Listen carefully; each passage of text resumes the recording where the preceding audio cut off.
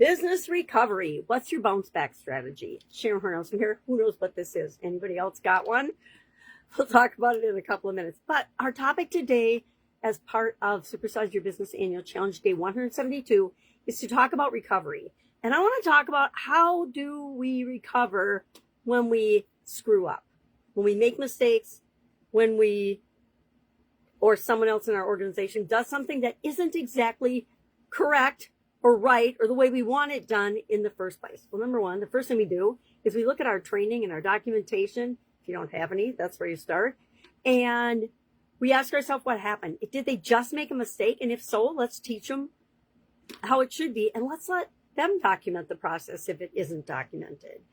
Let's make sure that we are learning from those mistakes. One of my biggest things is I have learned way more from the mistakes I've made in my life and the way I've screwed things up than I ever learned from the things that I did and they went right the first time. I have so many examples and stories about that, but I'm not going to bore you with those today because we have kind of a lot to talk about. Recovery in our physical bodies, which is what we're talking about in Supersize You Annual Challenge, our personal development challenge. And here we're focusing on physical each day throughout this month. The physical aspects of our business for Supersize Your Business, and then the physical aspects of us. It's pretty hard to separate us from our businesses. If you're a solopreneur, if you're a pretty much sole business owner with just a couple of employees, depends on the nature of your business, etc. But pretty much applies to everybody. We need to develop ourselves and recover. Recovery prevents burnout. If we have ways to recover, learn lessons from our mistakes, not beat ourselves up after we make mistakes, because guess what? We all make them. Nobody's perfect. And we have to have processes for dealing with them. I come from a quality background, industrial engineering and quality background in corporate America. So I am very, very process oriented. Let's make a system for anything, and automation oriented, or creating a system or a process or a program for anything that we have to do repeatedly. That's why I'm starting to look into AI, because I know the power of using it to enhance the speed at which you can do things, how fast you can document your processes and procedures, how easily you can review and quickly change them, how you can roll them out to other people, etc. I need it for processing my videos. And that's why I originally started looking at it. Not a great early adopter of certain technologies, but the internet I adopted early on for me as a learning tool, and AI, same thing. I'm using it as, okay, how can I do this? How can I recover from this? Because I make mistakes too. Now, I will say, when it comes to how do we deal with mistakes and handle them, of course, you know, I'm pulling out the SOAP card, because that is my favorite way to deal with anything, any challenge, any setback, any obstacle, any mistake, a mistake, or if doing something wrong or not optimally for the situation I would consider wrong. If it didn't work out the way we wanted, then we want to analyze it and figure out what could we do next time. What do we do? What could we have done better? What should we do next time? Those are three of my favorite questions when it comes to screwing stuff up. Guess what? 66 years old. I've had a lot of years of practice messing things up. Big things and little things, right?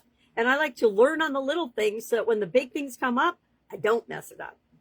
One of the cool things about having recovery, meaning time to think about, analyze, and plan how we want things to be in our business, is what helps us to grow and scale and supersize faster, which is what we all want, right? We all want our businesses to provide us with a livelihood, more than just a livelihood and getting by. Otherwise, we could just go get a job, which would be a lot less stressful and a lot easier. How do I know? I've done both. a lot. I worked in corporate America for a quarter century while simultaneously owning, operating, and running a bunch of different businesses. Longest running business, 35 years as an Italian food manufacturer. And then I had real estate, and all kinds of industries, all kinds of businesses. So, recovery. What is your favorite way to recover? Your favorite tool and way of recovering for your business after you've made a mistake in your business, as well as in your business in terms of how you structure and set things up and run your business. Guess what?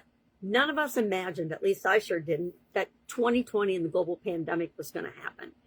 That taught all of us simultaneously on a global level how to recover from changes and mistakes and mishaps and things that we had pretty much no control over, right? There were literally billions of people that were actually almost everyone on the planet was impacted by this in some way, shape, or form. Either our job was open all the time and we were stressed out because of that, or it was closed all the time and we were stressed out because of that, or somewhere in the middle. Many of us used it as an opportunity to change what we were doing. I would say pivot, but that word irritates me. I always get annoyed when certain things come up and around over and over again that everybody just grabs onto them as a marketing ploy or tool. So the word pivot, please don't say circle back to me. Not for another decade, I think. Just say follow up, or hey, I'm just following up, because that's what you're doing. You're not circling back to me, because the term circle back got the reputation of, this means I'm just telling you to shut up and I'm never going to answer. And that left a bad taste in my mouth, because I believe people should always do what they say they're going to do, and they should always follow up, because they have no personal integrity if they don't. That is, of course, my belief, my opinion. You are entitled to your own. So what do you do on the weekends? Do you spend any time turned off from your business, shutting down and actually recovering, so you have time to think and plan to work on your business, not just in it?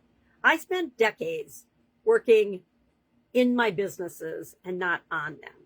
And at least a decade, maybe not decades, but at least a decade, until I learned, oh my God, if I am doing this $16 an hour task, the things that need to be done to strategically grow and supersize and scale a business are not being done, because I need to be the driver of that.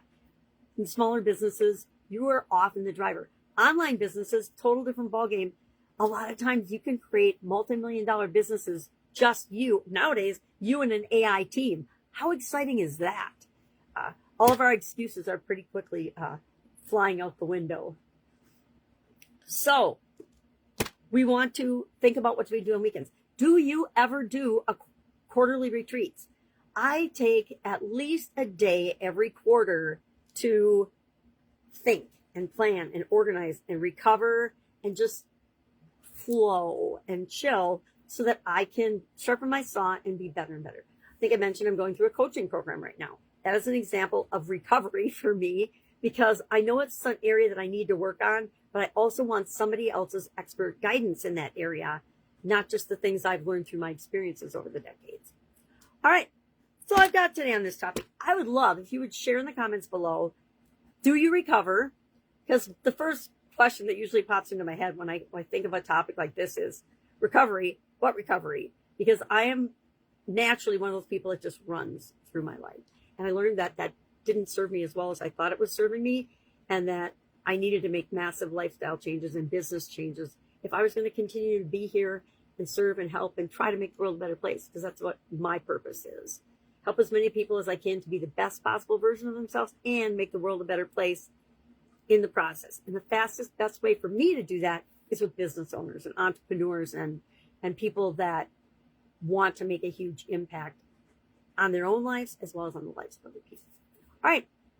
I would like to invite you to our Supersize Your Business School community. That's where I am simplifying and recovering and being a recovered do-everythinger and putting everything that I want to do in the future and today in one place. If you'd like to be a part of that, just say yes in the comments below and I'll send you the link. Got a big project coming out, and actually I'm in the midst of launching it there that might be perfect for you. Check it out. All right. Have an amazing day. I'm going to take my torture device and go for a recovery walk.